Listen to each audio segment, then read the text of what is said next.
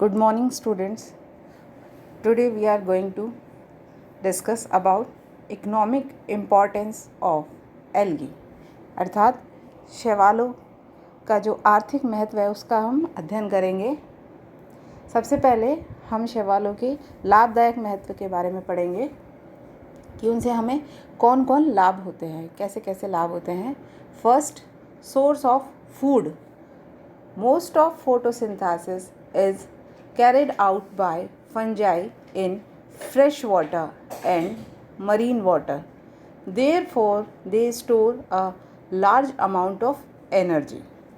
Some green algae like alga are directly eaten by men. Dried Spirogyra and Oedogonium are also eaten by men. Kelps, जो कि एक brown algae यानी कि भूरे शैवाल होते हैं, are eaten in China. Chlorella, जो कि एक ग्रीन एल्गी है, is used in the preparation of cakes and pastries. इसका उपयोग केक्स और पेस्ट्रीज के निर्माण हेतु किया जाता है।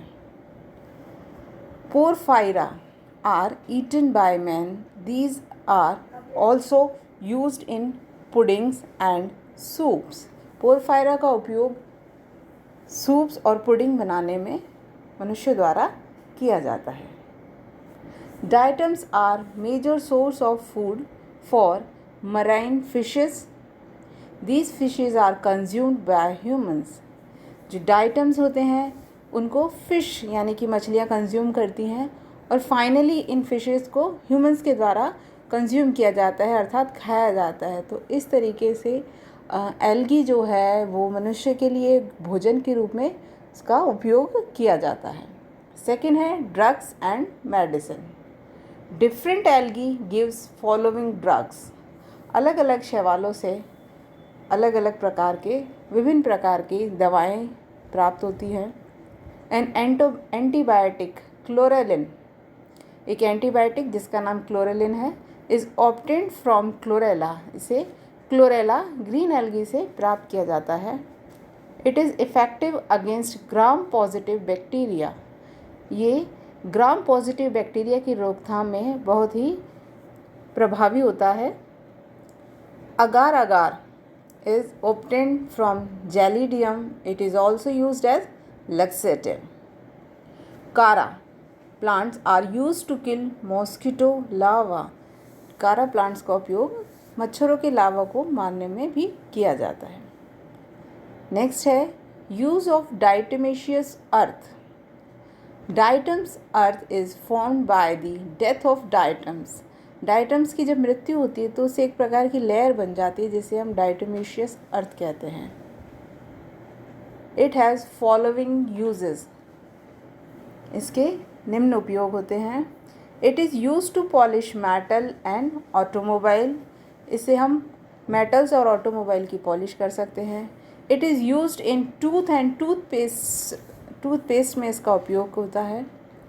It is used as fire proof material. इसका उपयोग अग्निरोधक वस्तुओं के निर्माण में किया जाता है। It is used to filter oils and syrup in sugar industries. इसका उपयोग सिरप बनाने में शुगर इंडस्ट्रीज़ में भी किया जाता है। It is used and absorbent in dynamites. इसका उपयोग डायनामाइट्स के निर्माण में एब्जॉर्बेंट के रूप में किया जाता है। Light weight bricks are prepared from it. These bricks are used for building fire proof houses. जो अग्निरोधक घर के निर्माण हैं उनके लिए विशेष प्रकार की ईंटों का निर्माण किया जाता है। डाइटमेशियस अर्थ का उपयोग करते हैं और ये ईंटें वज़न में बहुत ही सामान्य ईंटों की अपेक्षा बहुत ही हल्की होती हैं और फायर प्रूफ भी होती हैं। नेक्स्ट है use of algin. Algin is obtained from brown algae. It has following uses. Algin brown algae से प्राप्त होता है। It is used as adhesive structure in artificial silk. इसका आर्टिफिशियल सिल्क में एडिशिव स्ट्रक्चर के रूप में निर्माण किया जाता है, यूज़ किया जाता है। It is used in ice creams. इसका आइसक्रीम निर्माण में यूज़ किया जाता है। Algin is used as moisture retainer in many types. ये moisture को retain करने में help करता है. It is used in paints and many pharmaceutical products में भी इसका use होता है. It is used in processing of natural and synthetic rubber. इसका synthetic और natural rubber में की processing में भी इसका use होता है. Next है use of gelatin. Gelatin is obtained from red algae से लाल शैवाल से प्राप्त किया जाता है.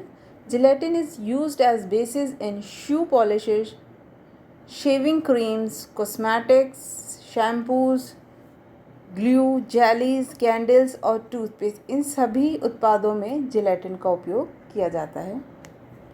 Next है pisciculture. The industry involved in the breeding and farming of fish, also known as farming or pisciculture, also utilize algae as a part of its production process. According to scientists, numerous species of fish like to consume a variety of types of algae, the most common sources being blue-green algae and green algae, as well as with microalgae. Fish usually feed on floating planktons, zooplanktons, which provide a source of healthy vitamins. Algae is also used in pisciculture as a way in which to naturally absorb carbon dioxide from the environment while at the same time providing oxygen to water, thus making the marine environment more habitable for fish.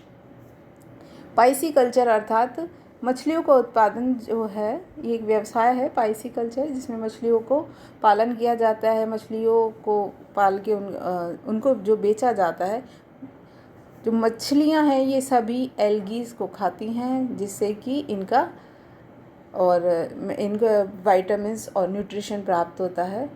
इसके अलावा algae जो है समुद्र में पाई जाने वाली carbon dioxide gas को consume करती हैं और उसके बदले ऑक्सीजन गैस रिलीज़ करती हैं, जिससे मरीन वाटर में ऑक्सीजन लेवल जो है मेंटेन रहता है. Next is fertiliser. The two most common varieties of algae used in the manufacturer of fertiliser are large red and brown algae.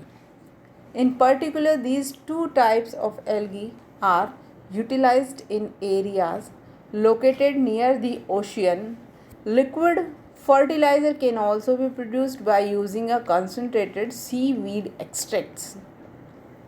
The reasons why this type of fertilizer is so popular involves the organism's ability to repair levels of nitrogen already present in the soil.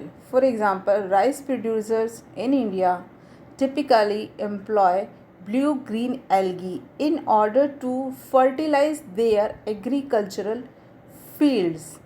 तो जो blue green algae है, red alga है, brown algae है, इनका use किसानों के द्वारा fertiliser के रूप में भी किया जाता है. Next is reclaiming alkaline. In many countries such as India, fields that once produced large agricultural yields can no longer be used due to high concentration of alkalinity in the soil. In order for crops to eventually be grown in these lands, often referred to as Usar lands, the pH level must be lowered and the ability of the soil to hold on to water must be increased. This process can be achieved by using blue-green algae. नील हरे शैवाल का उपयोग करके मृदा की क्षारीयता को कम किया जाता है. जो ऊसर भूमि होती है उसकी क्षारीयता को कम किया जाता है उसके उपयोग से, और उसकी वाटर होल्डिंग जल धारण क्षमता जो है उसे भी बढ़ाया जाता है, जिससे कि मृदा की उर्वरता में वृद्धि होती है. नेक्स्ट है harmful effects of algae. Algae have following harmful effects. Algae grow excessively along the shore of ponds and oceans. It makes the environment unhygienic. अत्यधिक मात्रा में जब शैवाल समुद्र की सतह पर उगते हैं, इससे समुद्र की जो जलीय सतह है वो अनहाइजीनिक हो जाती है, अशुद्ध हो जाती है। Algae cause algal blooms. Algae cover the upper surface of swimming pools and it produce foul smell. Swimming pool की जो अपर सरफेसेस होती है उनके ऊपर एल्गी जो होती है बड़े बड़े एल्गी के गुच्छे बना लेती है, शैवालों के गुच्छे बना लेती है, जिन्हें हम एल्गल ब्लूम्स कहते हैं, जिनके कारण जल में बदबू होने लग जाती है। Algae damage the T and other सब ट्रॉपिकल रेन प्लांट्स। एल्गी से पौधों में रोग भी होते हैं। Algae red rust of T disease cause करती है।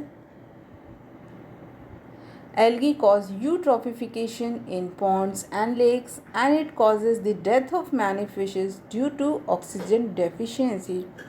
कुछ एल्गी यूट्रॉफिफिकेशन कॉज करती हैं। इसके अंतर्गत एल्गी जो है अत्यधिक मात्रा में अपनी वृद्धि करके जल की सतह पर बहुत अधिक संख्या में शैवालीय समूह बना लेती है, गुच्छे बना लेती है, एल्गल ब्लूम्स बना लेती है। जब ये एल्गल ब्लूम्स मृत होते हैं तो इनके सड़ने की वजह से जल प्रदूषित हो जाता है और इसके कारण जल में रहने वाले जीव जंतु भी मरने लगते हैं।